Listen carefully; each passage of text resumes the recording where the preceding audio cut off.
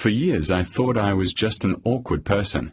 Like genuinely, I thought it was just wired into me. I'd walk into a room and immediately start scanning. Figuring out where to stand, what face to make, how loud to laugh. And I called that awkwardness for the longest time. But I don't think that's what it actually was. I think what it actually was performing.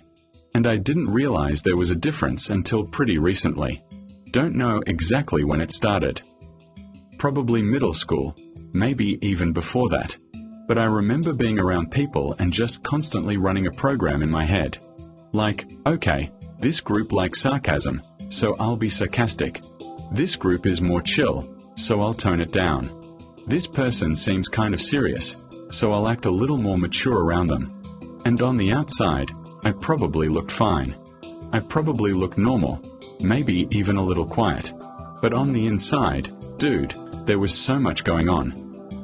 My brain was working overtime just trying to figure out which version of me to bring into the room. And here's the thing nobody tells you.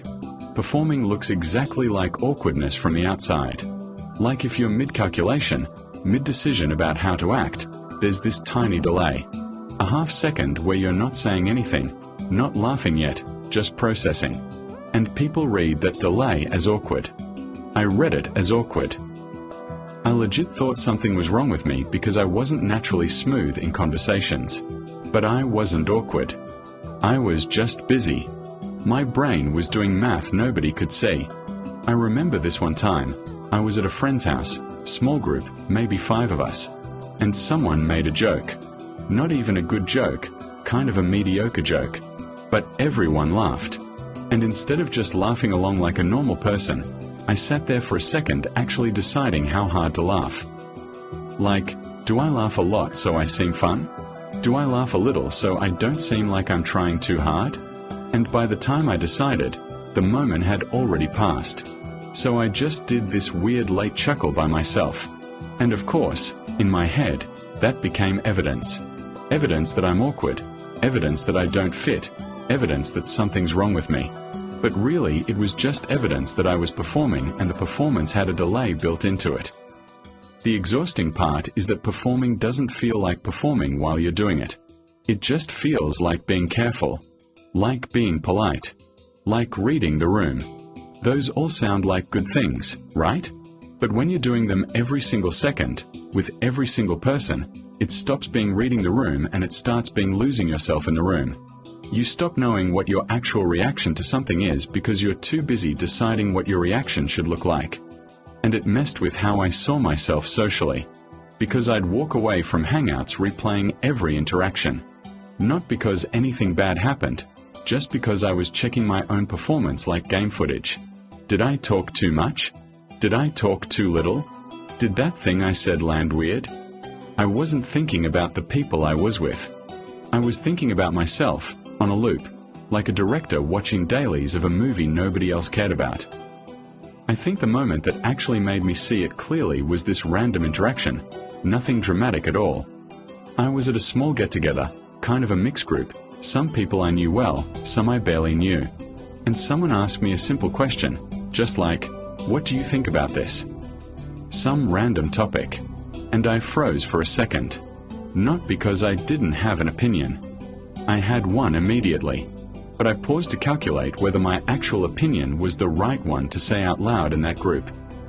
And in that pause, someone else jumped in and answered for me, kind of joking, like, "Oh, he's not going to have anything interesting to say anyway." Everyone laughed. I laughed too, the delayed laugh, obviously. And I remember going home that night actually annoyed. Not at them. At myself. Because I did have something to say. I had an actual real opinion sitting right there, and I let it die in my throat because I was too busy performing agreeable instead of just being honest. And that was the moment I started asking myself, how much of what people think is awkward about me is actually just me being scared to be caught being myself? So I started testing it. Small stuff first. Just saying my actual first reaction instead of the calculated one. Someone asks what I think of a movie. I just say what I think, no pre-editing. Someone makes a joke. I laugh exactly as much as I actually find it funny. Not more, not less. And it felt so uncomfortable at first, like actually uncomfortable, because performing had become my default setting. Being real felt like the weird thing to do, which is ironic considering that's the opposite of what was actually happening. But something interesting happened. The delay started disappearing. Not because I got better at performing faster, but because there was nothing left to calculate. My real reaction was just already there, ready to go, no processing time needed. And people stopped reading me as awkward. Not because I became a different person, but because I stopped running the program that made me look hesitant in the first place. I still catch myself slipping back into it sometimes, especially with new people, or people I actually want to like me. The performance instinct doesn't just disappear overnight. But now when I notice that half-second delay creeping back in, I know exactly what it is. It's not some core awkward trait I was born with. It's just me, mid-performance, deciding which version to bring to the room. And most of the time, when I catch it and just skip straight to the real answer, nobody even notices the difference. Except me. I notice, because it feels lighter. It feels like I'm actually there instead of directing myself from somewhere just outside my own body. And honestly, if I never went through all that overthinking, all that performing, all that replaying conversations at midnight, I probably wouldn't have started paying attention to any of this at all. I wouldn't have met the girl that I've fallen in love with, because I would have been too busy performing a version of myself I thought she'd like instead of just letting her meet the real one. I wouldn't have decided to start this YouTube channel, because that takes actually showing up as yourself on camera, no group to blend into, no crowd to read. And I wouldn't be able to change other people's perspectives by sharing my thoughts with them in this video. It's all connected.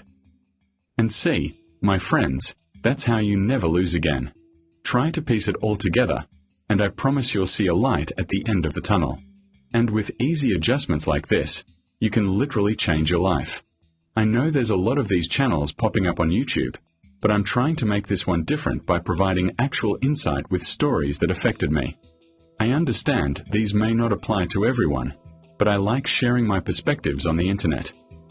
And if it could help even one person, then I consider it a win. So if it did, feel free to let me know your thoughts in the comments. And that's it for today's talk, and we'll talk again soon.